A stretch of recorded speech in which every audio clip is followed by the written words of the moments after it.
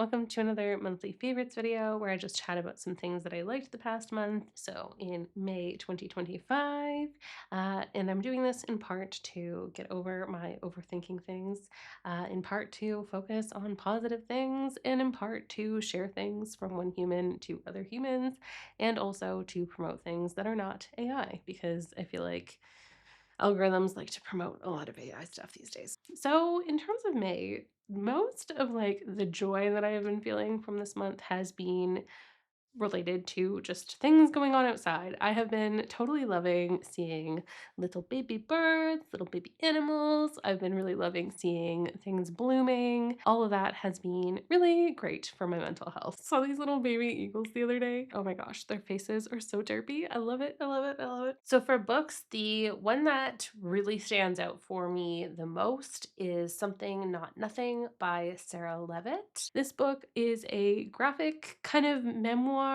It's nothing I've ever seen in comics.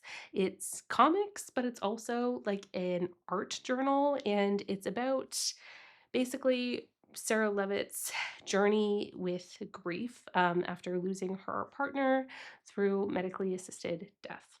So, not an easy subject to hear about, not an easy thing to read. My eyes were wet pretty much the entire time I read this book. But I think it's so, so important. It, for one, shows that queer love is love. And I love books that have great queer representation. And I think that her book is kind of accessible in that way to just show that, like, it doesn't matter who it is. Like, this feeling of grief is just what you feel when you lose a partner. And I also think that it's really important because I don't see a lot of people talking about how it is to lose a partner through medically assisted death, because as much as you can be very supportive of that, you can understand that absolutely they are suffering, absolutely they are like so uncomfortable to feel like this is the only option.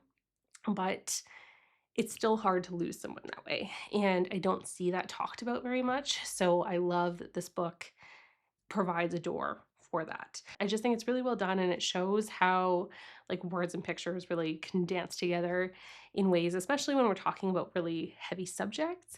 It can help us to have conversations about these things in a way that maybe wouldn't even be possible if we didn't try and combine the two. A few other standout books for me this month were Alison Bechdel's books, Spent and The Secret to Superhuman Strength.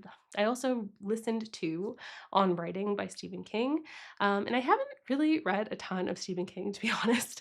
I like what he has done for like horror. I like that he has some really interesting ideas, but I haven't found like that I was totally in love with most of the books that I read from him.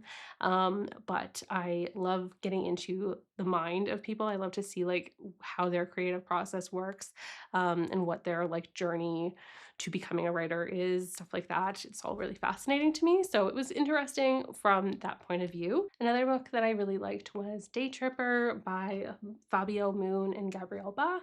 And this was another comic, but it like addresses life through the lens of death, and I really liked it. I really liked the way that it was kind of like a meditation. It was like a thought experiment, and it's another one that's really interesting, I think, to read if you're someone who doesn't know much about comics, if you haven't read many, and you kind of have some preconceptions about what comics are, and the depth that they can have. It's kind of an interesting one to start out with. I think it's one that's good to recommend to a lot of different people. Movie-wise, I've been really into getting DVDs from thrift stores and just watching old things. And also like watching DVD special features is just lovely. Gives me appreciation for movies that I maybe didn't totally appreciate before, or just like it kind of is just a fun way to see a little bit more like what goes into making certain movies. Two of the movies that I really enjoyed were Shaun of the Dead and Hot Fuzz. I have absolutely seen these, but it had been years, and they still hold up. They're still quite fun to watch and Edgar Wright's just like a really fun director. These movies and then Scott Pilgrim versus the World, I think were kind of my favorites out of the ones that I've seen that he's directed. And yeah, it was fun just to see those again. If you haven't seen them, Shaun of the Dead is like a zombie movie, but from a comedy perspective. And then Hot Fuzz is like a cop drama, but make it kind of goofy also. And one that this is not a good movie. This absolutely is not a good movie, but it made me laugh out loud. And I don't normally laugh out loud in movies ever, but I think because it was so stupid, it shocked me. I think I have to give it a mention here, and that is Kung Pao Enter the Fist. I had never heard of it. My partner, for some reason, got it in his head that he wanted us to find this and to give it a watch. And oh, it's so dumb, but yeah, it did. It shocked me so much that it made me laugh out loud. So I have to give it credit where credit's due. It also kind of reminds me of like the beginning eras of YouTube when people would be like really experimental and there was a lot of just like doing whatever the heck you wanted. Like this movie is just basically like that before that was a thing for like people to do on YouTube. Like we have one guy who has written it, directed it, and is the main actor in the whole thing and is voicing basically all the voices.